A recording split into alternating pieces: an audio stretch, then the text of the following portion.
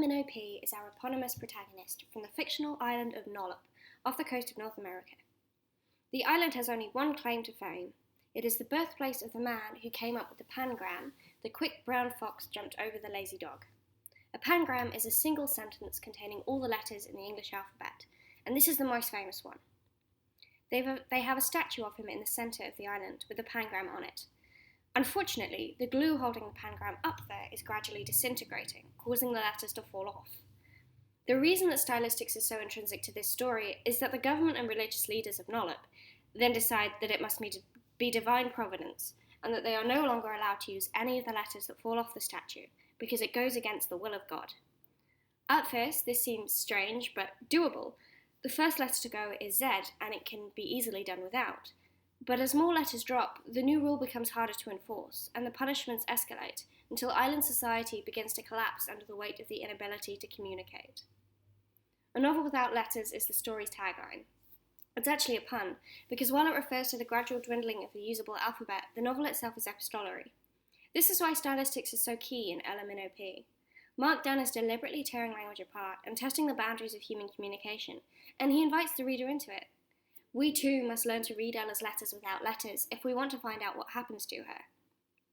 Let's take a look at a few of the examples of how the citizens of Nollop cope with missing letters. This first example is from fairly on in the novel. This box at the bottom indicates how much of the alphabet remains in legal use at this point, and Mark Dunn starts each one of the chapters with this marker so the reader knows whereabouts they stand. This isn't actually a letter written by Ella, but a response to her, pinned on the front door of a family who don't manage to escape before Nollop close their borders. It's immediately indicative not only of the state of the island, but the state of its inhabitants. At the beginning of the novel, Ella's letters run on for 5 pages or more. Even at this point, she writes for at least 1 page. While the time and effort required to communicate has limited her, it's nothing compared to this 2-sentence response. It's very blunt. They have taken the easiest possible route of change, not bothering to find alternate phrasing, but simply substituting a word that broadly means the same thing, but is grammatically incorrect. No meaning is lost, but it's immediately evident that no effort has been put into this communication, and it comes off as very rude in comparison to the effort that Ella has made to reach out to these people. There's no attempt at cordiality or politeness, but also no personal information about them. All that it is possible to surmise about this house is that there's more than one person in it. Ella, by contrast, explains her situation, where she lives, what she's trying to do, and why. But by this point, people have been whipped, imprisoned, and even executed for using banned letters, so this could also be self-protection. The less they communicate, the less likely they are to make a mistake, and the less likely they are to identify themselves. This also explains their unwillingness to meet Ella, as the ban extends to spoken communication and neighbours have been known to turn on each other. It's almost sad in this sense that an inability to communicate has resulted in these people's reduction from personality and identity to nothing more than fear. We never learn who they are, or even find out whether they survive. These 2 sentences are all that Mark Dunn will ever allow them to be. To highlight the contrast, this is a letter that Ella writes with even fewer available letters a little later. It should be noted that Mark Dunn degenerates Ella's letters very slowly and gradually, so by the time the reader reaches this point in the novel, this is a natural progression and therefore much easier to read than from this standing point. For ease of comprehension, I'll read it now. It says, "To the Talgate family, please accept my heartfelt sympathy at this time. Georgianne passed away last night from lead poisoning. She painted her whole self from head to toe with many pretty ornamental hues. She was so resplendent, almost radiant in repose. The happy, appealing pigments, an aesthetic reminder of her lovely, warm spirit. She should look smashing for the funeral. Her remains should arrive shortly." Ella puts a lot more effort into her communication. Her 2 most obvious techniques are taking the time to come up with as many alternative phonetic spellings as possible and finding replacement vocabulary where it isn't. Some of the more obvious ways she does this are, for example, substituting PH for F in family because it makes a similar sound.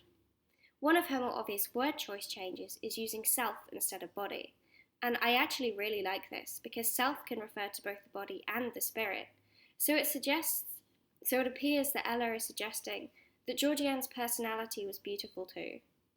Through these techniques, Mark Dunn manages to convey a genuinely emotional communication that the previous example was very obviously lacking. Some of Ella's synonym choices, however, have slightly different connotations that perhaps her initial word choice would have done.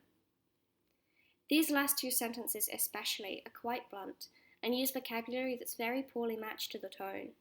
Smashing, for example, is crass, and remains instead of body is quite grim. It might come across as insincere, insensitive, or even almost comically inappropriate. Most of all, however, it's sad that this is the best Ella can manage, even as her breadth of vocabulary indicate her level of education and her empathy. Having attempted this in my own time, I would also like to point out that writing a piece this long with a limited alphabet is an awful lot harder than reading this. What this demonstrates is Ella's absolute determination to communicate.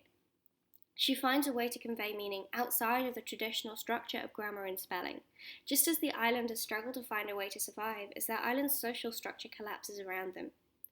In this way, Mark Dunn is establishing character through his use of stylistic techniques. One last thing of note.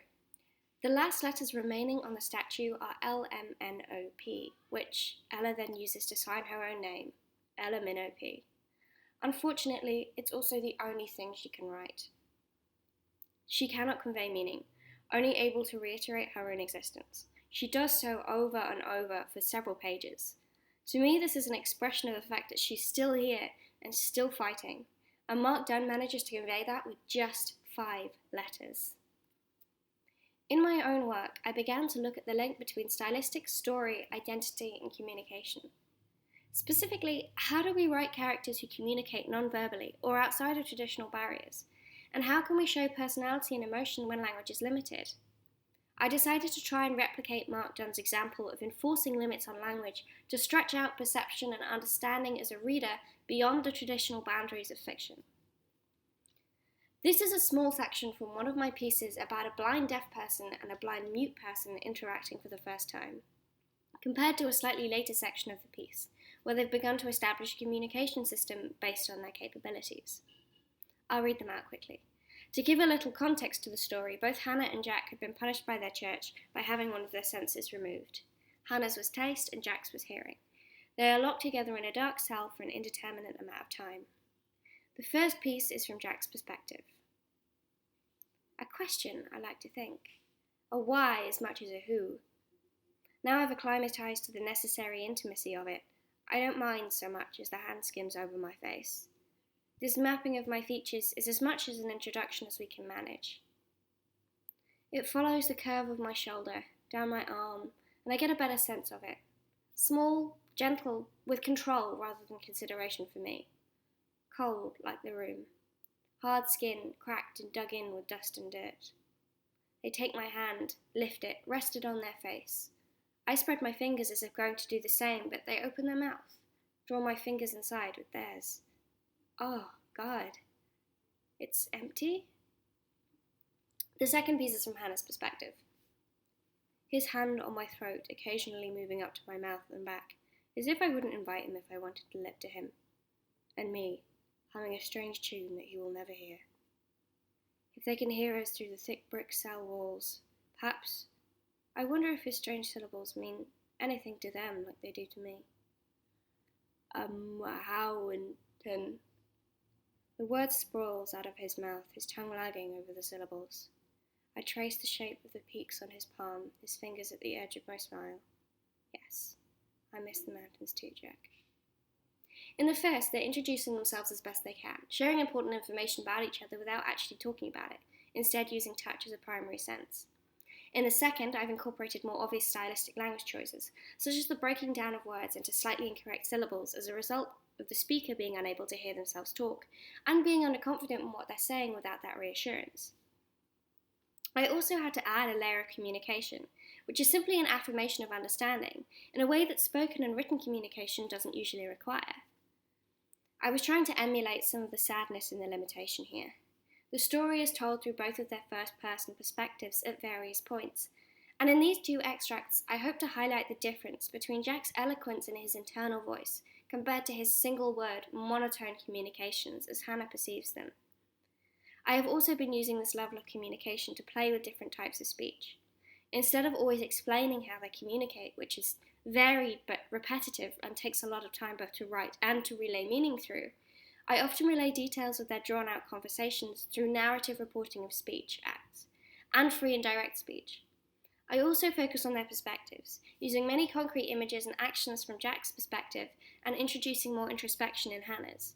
This is partially to differentiate their voices, but it's also a result of the fact that Hannah was born blind, whereas Jack's blindness is a result of their environment and therefore new to him.